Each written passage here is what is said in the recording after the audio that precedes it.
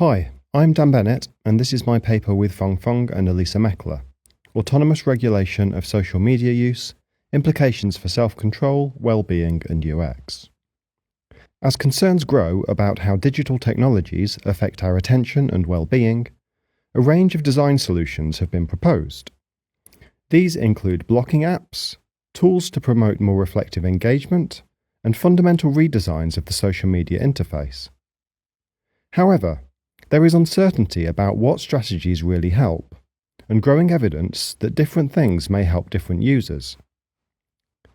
It has been argued that answering these questions requires better understanding of the underlying processes of motivational regulation, how our behaviours are influenced and regulated by different motivational drivers, including rewards and social pressures, personal goals, and simple enjoyment.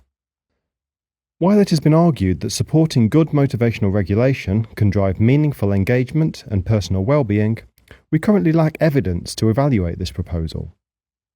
We lack data to characterise different kinds of motivational regulation in social media use, their psychological and contextual drivers, and how they influence user experience, well-being, and self-control. We report on a survey study to address these questions, grounded in the motivational psychology framework Self-Determination Theory, or SDT for short. 521 participants described their experiences with a social media platform they used regularly, and responded to questionnaires relevant to motivational regulation, experience, and well-being. To measure motivational regulation, we used the User Motivation Inventory. This measures the 6 forms of motivational regulation described by SDT. For SDT, regulation can be more or less autonomous, that is, characterized by volition and originating in the self. This is influenced by how the activity is internalized, how the user connects the activity to their values, goals, and other sources of personal meaning. The least internalized regulation is amotivation, where activities are not connected to personal sources of meaning. Engagement lacks purpose, intentionality, and investment. Next come 4 forms of extrinsic regulation, concerning motivations beyond the moment-to-moment enjoyment and interest of the activity itself. The least internalized form of extrinsic motivation is external regulation, which concerns seeking material rewards and avoiding negative consequences. Next, introjected regulation involves the weak internalization of rewards and punishments, connecting them to shame, guilt, and conditional self-regard. For example, I may connect my self-worth to popularity and seek approval on social media.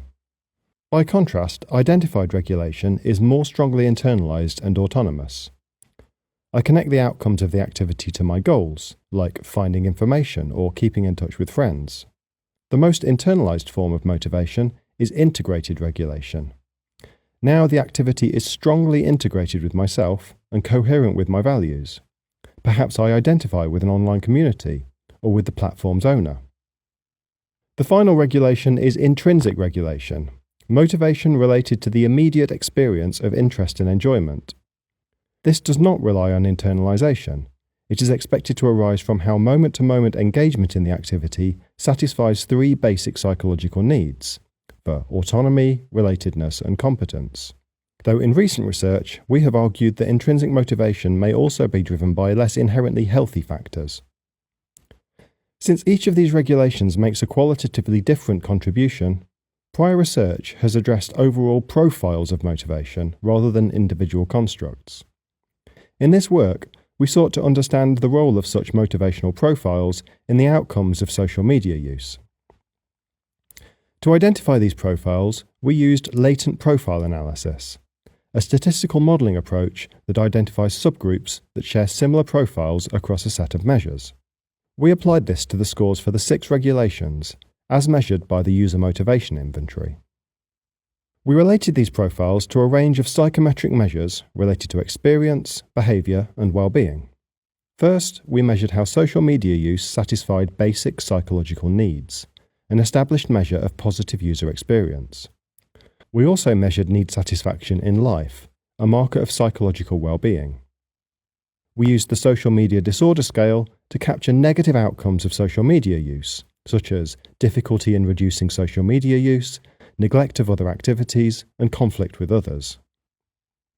Alongside this, we measured positive and negative affect, the role of novelty and habit in behaviour, posting behaviour, and the time spent on social media and how participants valued or regretted this time. Alongside these quantitative measures, we asked users to describe their reasons for valuing and regretting their time online. We analysed these answers using inductive content analysis, allowing us to identify themes in users' accounts and observe the presence of these themes in different motivational profiles. Each profile was marked by a distinctive pattern of behaviour and experience across these measures, suggesting particular challenges and needs for self-regulation support. Differences between profiles were statistically significant, and effect sizes were often large.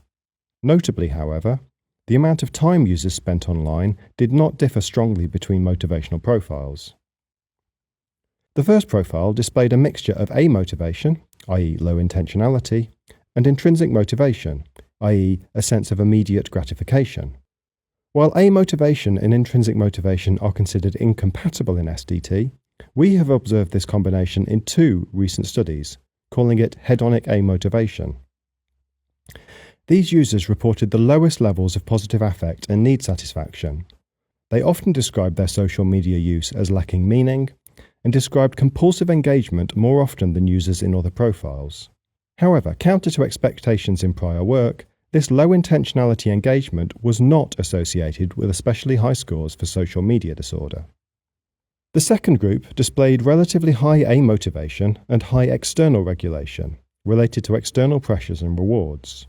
Scores for affect and basic need satisfaction were again low, but satisfaction of relatedness in particular was relatively high. These users did not tend to describe their engagement as meaningless, however. More than users in other profiles, users explicitly emphasized the use of social media to keep in touch with friends and family from the offline world, often people it was not easy to contact in other ways. Overall, the results suggest a trade-off for these users between personal connection and social pressure. In contrast, the next group was characterized by autonomous internalized regulations. Need satisfaction scores were high, both in social media and in life, as were affect scores.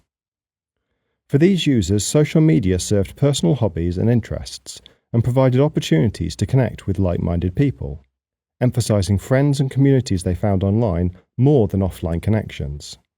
Compared to users in other groups, they were more active in posting content. However, these users also reported the highest levels of regret and disordered engagement. 23% of users in the profile reached the defined diagnostic threshold for social media disorder, 4 times higher than in the lowest scoring group.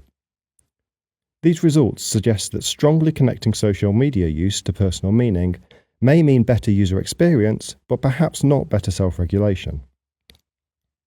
Our final group reported moderate to high intrinsic motivation and identified regulation, yet very low scores for integrated regulation.